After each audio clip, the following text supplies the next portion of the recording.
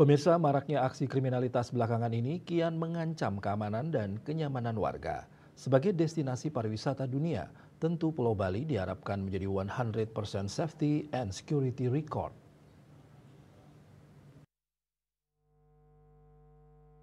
Walaupun disadari bahwa setiap adanya pertumbuhan ekonomi akan diikuti perubahan sosial masyarakat dan salah satunya terjadi peningkatan kriminalitas.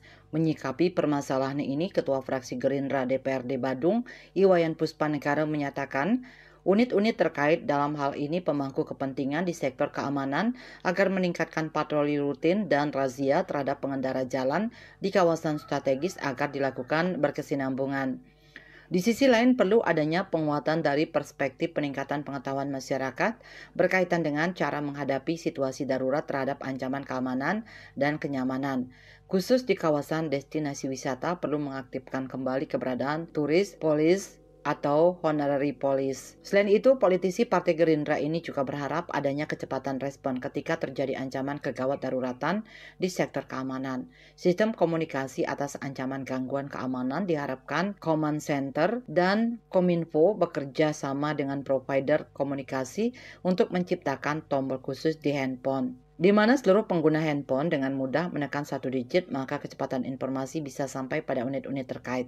Nah, di sisi lain, tentu penguatan keamanan kita tidak hanya kita sandarkan kepada leading sektor, dalam ini pihak kepolisian, tetapi komprehensif bersama semua pihak, terutama bagaimana memperkuat pelibatan, peran serta, dan partisipasi aktif masyarakat dalam keamanan dan kenyamanan ini.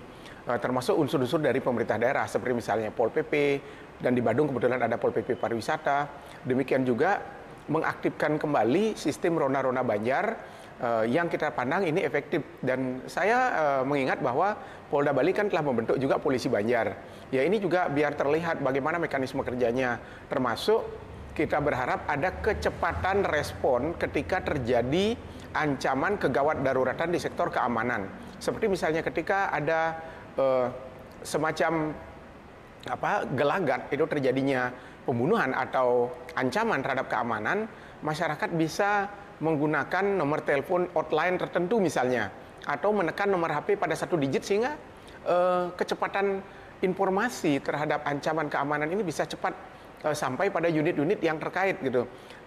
Bukankah kita sudah ada juga Badung Command Center, kemudian juga hotline di kepolisian. Kita berharap hotline ini mungkin kerjasama dengan pihak penyelenggara komunikasi agar di setiap HP masyarakat ini atau di setiap sarana komunikasi masyarakat ini bisa dengan menekan satu digit sudah terhubung dengan unit-unit keamanan.